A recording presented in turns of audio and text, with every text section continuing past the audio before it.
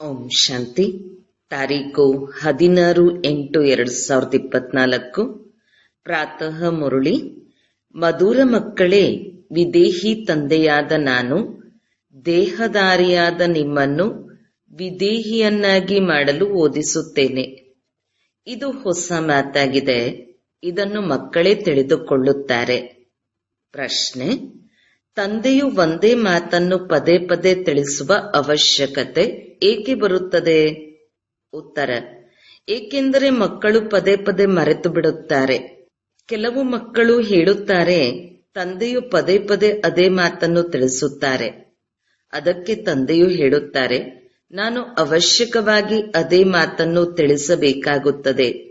ಏಕೆಂದರೆ ನೀವು ಅದೇ ಮಾತನ್ನು ಮರೆಯುತ್ತೀರಿ. ನಿಮಗೆ ಮಾಯೆಯ ಬಿರುಗಾಳಿಗಳು ತೊಂದರೆ ಕೊಡುತ್ತವೆ.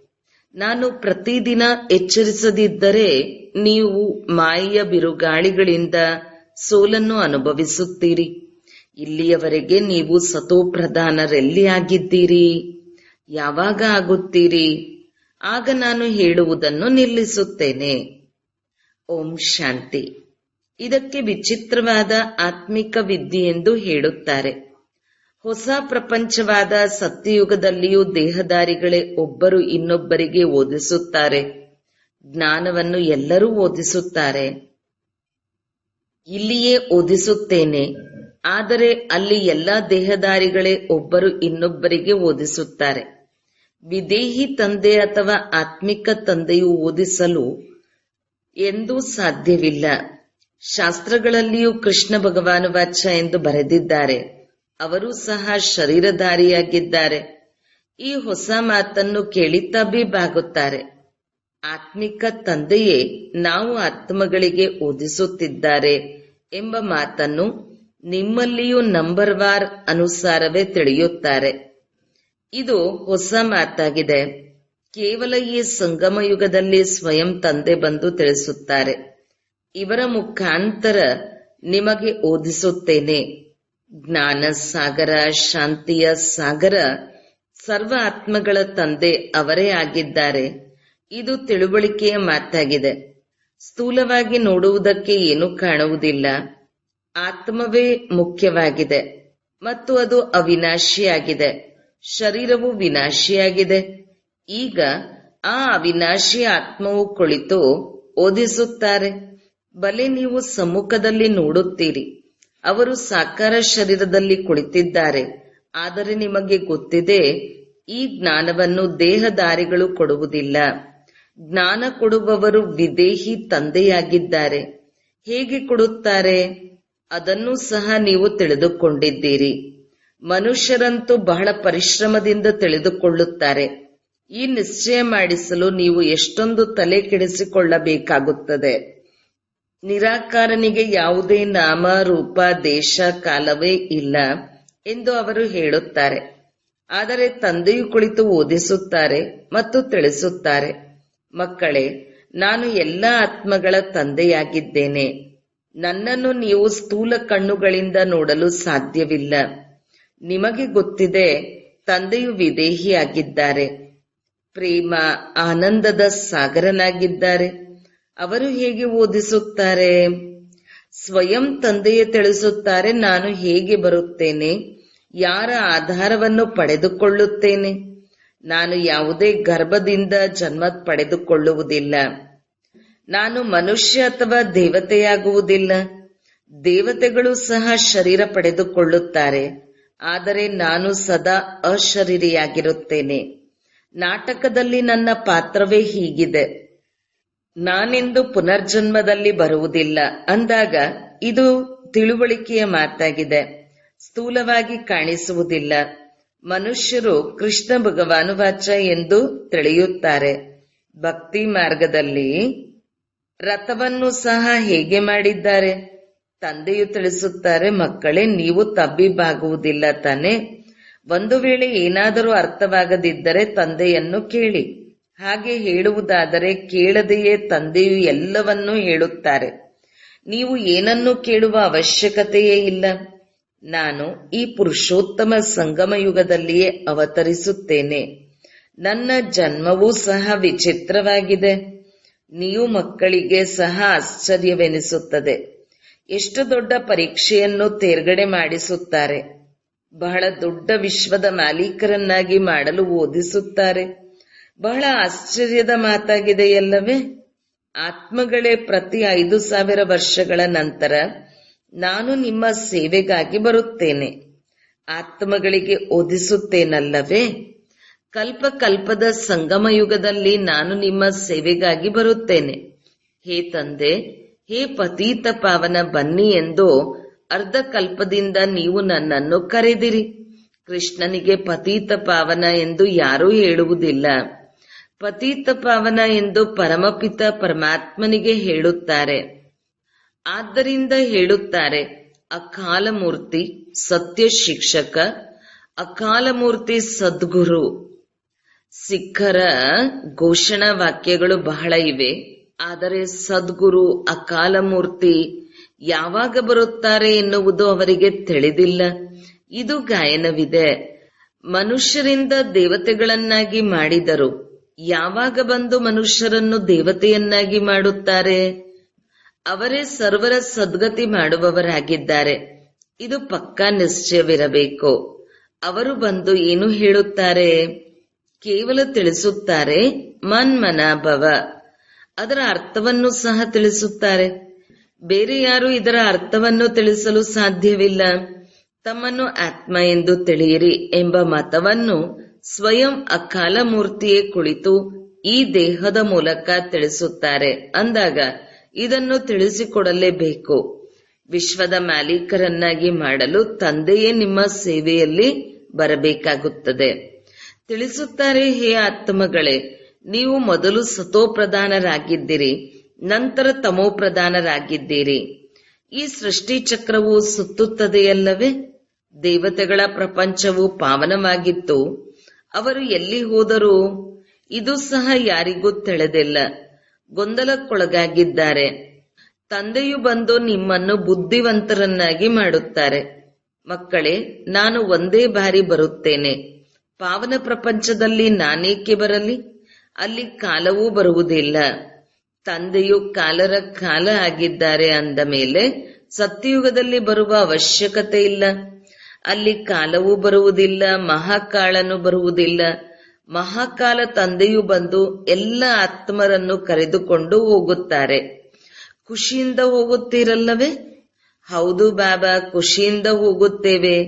ಅದಕ್ಕೆ ಈ ಪತೀತ ಪ್ರಪಂಚದಿಂದ ಪಾವನ ಪ್ರಪಂಚಕ್ಕೆ ಶಾಂತಿಧಾಮದ ಮೂಲಕ ಕರೆದುಕೊಂಡು ಹೋಗಿ ಎಂದು ತಮ್ಮನ್ನು ಕರೆದೆವು. ಈ ಮಾತುಗಳನ್ನು ಪದೇ ಪದೇ ಮರೆತು ಬಿಡಬೇಡಿ. ಆದರೆ ಮಾಯೆ ಶತ್ರು ನಿಂತಿದೆ, ಪದೇ ಪದೇ ಮರೆಸಿಬಿಡುತ್ತದೆ. ನಾನು ಸರ್ವಶಕ್ತಿವಂತನಾಗಿದ್ದೇನೆ, ಮಾಯೆ ಶಕ್ತಿವಂತ ಆಗಿದೆ. ಅದು ಸಹ ಅರ್ಧ ಕಲ್ಪ ನಿಮ್ಮ ಮೇಲೆ ರಾಜ್ಯ ಮಾಡಿದೆ, ಮರೆಸಿಬಿಡುತ್ತದೆ. ಆದ್ದರಿಂದ ತಂದೆಯು ಪ್ರತಿನಿತ್ಯ ತಿಳಿಸಬೇಕಾಗುತ್ತದೆ.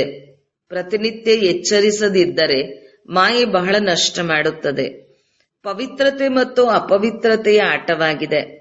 ಈಗ ತಂದೆಯು ತಿಳಿಯುತ್ತಾರೆ, ಮಕ್ಕಳೇ, ತಮ್ಮ ನಡತೆಯನ್ನು ಸುಧಾರಣೆ ಮಾಡಿಕೊಳ್ಳಲು ಪವಿತ್ರರಾಗಿರಿ. ಕಾಮವಿಕಾರಕ್ಕಾಗಿ ಎಷ್ಟೊಂದು ಜಗಳವಾಗುತ್ತದೆ. ತಂದೆಯು ತಿಳಿಸುತ್ತಾರೆ, ನಿಮಗೆ ಈ ಜ್ಞಾನದ 3ನೇ ನೇತ್ರ ಸಿಕ್ಕಿದೆ ಅಂದ ಮೇಲೆ ಆತ್ಮವನ್ನೇ ನೋಡಿ.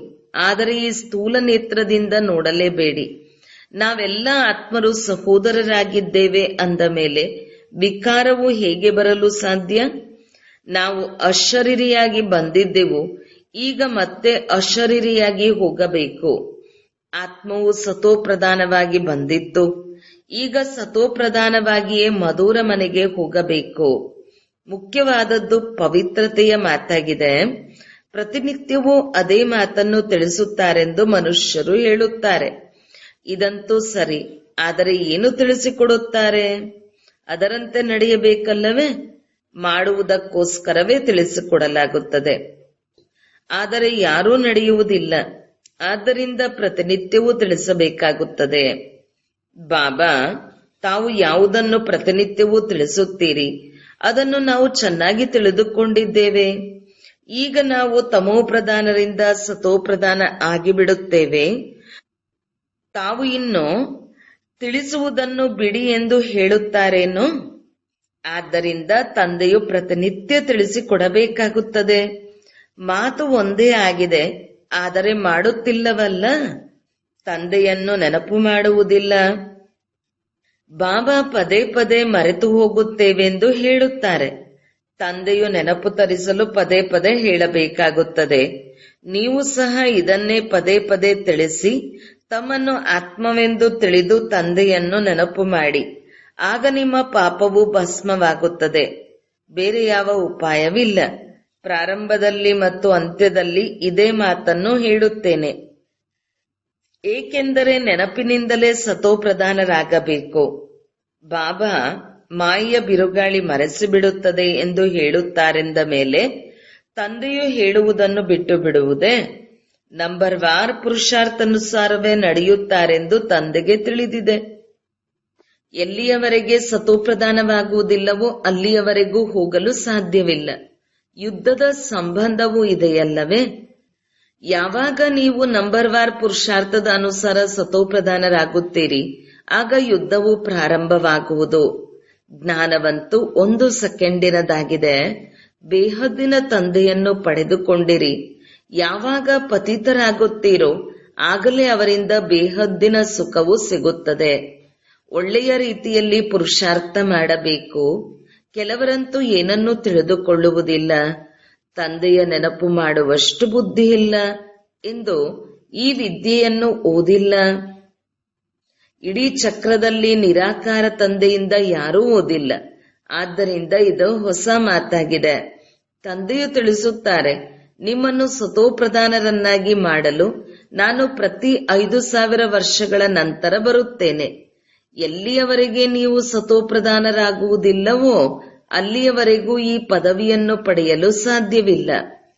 ಹೇಗೆ ಅನ್ಯ ವಿದ್ಯೆಯಲ್ಲಿ ಅನುತ್ತೀರ್ಣರಾಗುತ್ತಾರೋ ಅದೇ ರೀತಿ ಇಲ್ಲಿಯೂ ಅನುತ್ತೀರ್ಣರಾಗುತ್ತಾರೆ.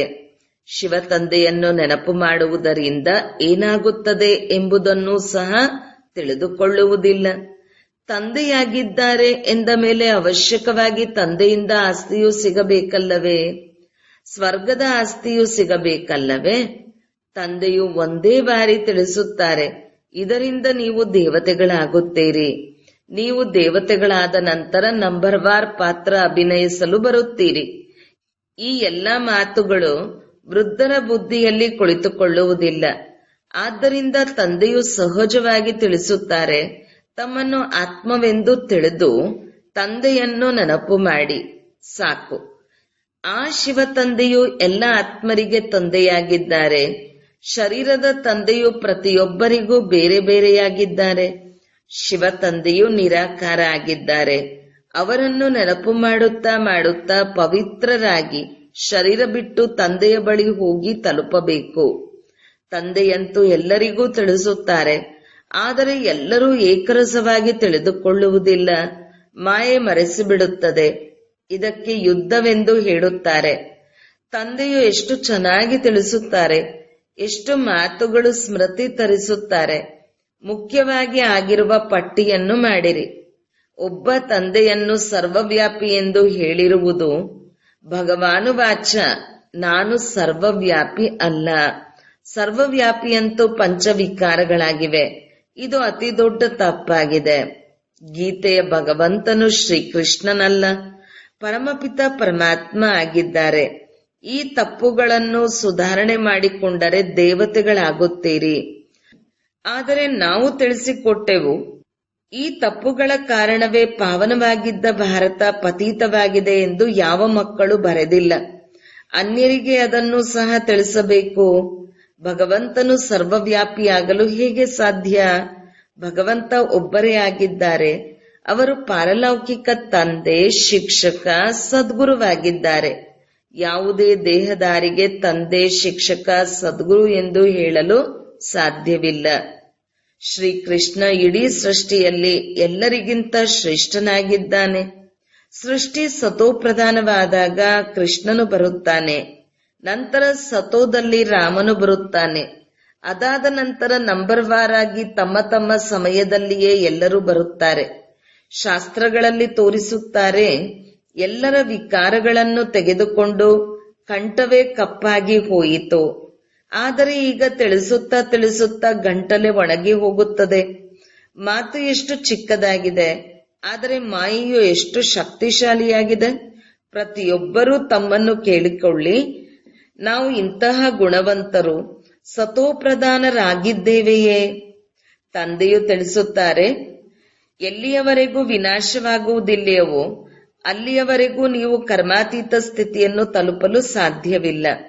ಬಲೆ ಎಷ್ಟೇ ತಲೆ ಕೆಡಿಸಿಕೊಳ್ಳಿ, ಇಡೀ ಸಮಯ ಶಿವ ತಂದೆಯನ್ನು ನೆನಪು ಮಾಡಿ, ಬೇರೆ ಯಾವ ಮಾತನಾಡಬೇಡಿ, ಸಾಕು. ಬಾಬಾ ಯುದ್ಧಕ್ಕೆ ಮೊದಲೇ ನಾನು ಕರ್ಮಾತೀತ ಸ್ಥಿತಿಯನ್ನು ಪಡೆದು ತೋರಿಸುತ್ತೇನೆ ಎನ್ನುವವರು ಯಾರಾದರೂ ಮುಂದೆ ಬರಲಿ, ಆದರೆ ಈ ರೀತಿ ನಾಟಕದಲ್ಲಿ ಇಲ್ಲ. ಮೊದಲನೆಯ ನಂಬರಿನಲ್ಲಿ ಒಬ್ಬರೇ ಹೋಗಬೇಕು. ಇವರು ಸಹ ಹೇಳುತ್ತಾರೆ, ನಾವು ಎಷ್ಟು ತಲೆ ಕೆಡಿಸಿಕೊಳ್ಳಬೇಕಾಗುತ್ತದೆ. ಮಾಯೆಯಂತೂ ಇನ್ನೂ ಶಕ್ತಿಶಾಲಿಯಾಗಿ ಬರುತ್ತದೆ. ಈ ಬಾಬಾರವರು ಸಹ ಹೇಳುತ್ತಾರೆ, ನನ್ನ ಪಕ್ಕದಲ್ಲಿಯೇ ಶಿವ ತಂದೆ ಕುಳಿತಿದ್ದಾರೆ, ಆದರೂ ಸಹ ನಾನು ನೆನಪು ಮಾಡಲು ಆಗುವುದಿಲ್ಲ, ಮರೆತು ಹೋಗುತ್ತೇನೆ. ನನ್ನ ಜೊತೆ ತಂದೆ ಇದ್ದಾರೆ ಎಂದು ತಿಳಿಯುತ್ತೇನೆ, ಆದರೆ ಪುನಃ ನೀವು ಹೇಗೆ ಮಾಡುತ್ತೀರೋ ಹಾಗೆ ನಾನು ಮಾಡಬೇಕಾಗುತ್ತದೆ. ನಾನು ಜೊತೆಯಲ್ಲಿದ್ದೇನೆಂದು ಹೇಳಿ ಖುಷಿ ಪಡುವುದಲ್ಲ. ನನಗೆ ಶಿವ ತಂದೆ ಹೇಳುತ್ತಾರೆ, ನಿರಂತರ ನೆನಪು ಮಾಡಿ. ಜೊತೆಯಲ್ಲಿರುವಂತಹ ನೀವು ಶಕ್ತಿಶಾಲಿಯಾಗಿದ್ದೀರಿ. ನಿಮಗೆ ಬ್ರಹ್ಮರವರಿಗೆ ಹೆಚ್ಚು ಬಿರುಗಾಳಿಗಳು ಬರುತ್ತವೆ. ಇಲ್ಲವಾದರೆ ನೀವು ಮಕ್ಕಳಿಗೆ ಹೇಗೆ ತಿಳಿಸಲಾಗುತ್ತದೆ? ಎಲ್ಲಾ ಬಿರುಗಾಳಿಗಳು ಮೊದಲು ನಿಮಗೆ ಬರುತ್ತದೆ, ನೀವೇ ಪಾರು ಮಾಡುತ್ತೀರಿ. ನಾನು ಶಿವ ತಂದೆಗೆ ಇಷ್ಟು ಸಮೀಪದಲ್ಲಿ ಕುಳಿತಿದ್ದರೂ ಸಹ ಕರ್ಮಾತೀತ ಸ್ಥಿತಿಯನ್ನು ಪಡೆಯಲಾಗುತ್ತಿಲ್ಲವೆಂದರೆ ಬೇರೆ ಯಾರು ಪಡೆಯಲು ಸಾಧ್ಯ? ಈ ಗುರಿಯು ಬಹಳ ಉನ್ನತವಾಗಿದೆ. ನಾಟಕದ ಅನುಸಾರ ಎಲ್ಲರೂ ಪುರುಷಾರ್ಥ ಮಾಡುತ್ತಿರುತ್ತಾರೆ. ಈ ನಾಟಕವು ಮಾಡಲ್ಪಟ್ಟಿದೆ. ನೀವು ಬಹಳ ಪುರುಷಾರ್ಥ ಮಾಡಬೇಕು. ಮುಖ್ಯ ಮಾತು ನಡವಳಿಕೆಯದಾಗಿದೆ. ದೇವತೆಗಳ ನಡವಳಿಕೆ ಮತ್ತು ಪತಿತ ಮನುಷ್ಯರ ನಡವಳಿಕೆಯಲ್ಲಿ ಎಷ್ಟೊಂದು ಅಂತರವಿದೆ. ನಿಮ್ಮನ್ನು ವಿಕಾರಿಯಿಂದ ನಿರ್ವಿಕಾರಿಯನ್ನಾಗಿ ಮಾಡುವವರು ಶಿವ ತಂದೆಯಾಗಿದ್ದಾರೆ ಅಂದ ಮೇಲೆ ಪುರುಷಾರ್ಥ ಮಾಡಿ ತಂದೆಯನ್ನು ನೆನಪು ಮಾಡಬೇಕು. ಮರೆಯಬೇಡಿ, ಅಬಲೆಯರಂತೂ ಪಾಪ ಪರವಶರಾಗಿದ್ದಾರೆ, ಅರ್ಥಾತ್ ರಾವಣನ ವಶರಾಗಿದ್ದಾರೆ ಅಂದಾಗ ಅವರೇನು ಮಾಡಲು ಸಾಧ್ಯ? ನೀವು ರಾಮನ ಈಶ್ವರನ ವಶವಾಗಿದ್ದೀರಿ, ಅವರು ರಾವಣನ ವಶವಾಗಿದ್ದಾರೆ ಎಂದಾಗ ಯುದ್ಧ ನಡೆಯುತ್ತದೆ. ಆದರೆ ರಾಮ ಮತ್ತು ರಾವಣನ ಯುದ್ಧವಾಗುವುದಿಲ್ಲ.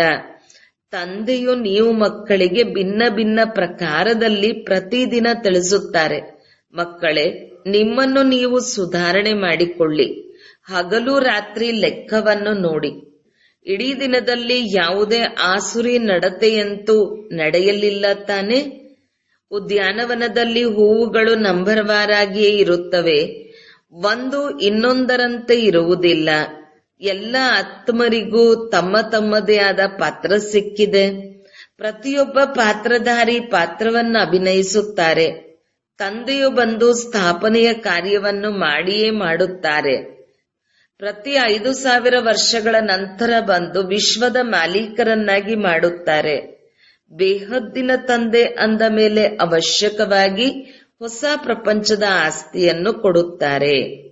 ಒಳ್ಳೆಯದು.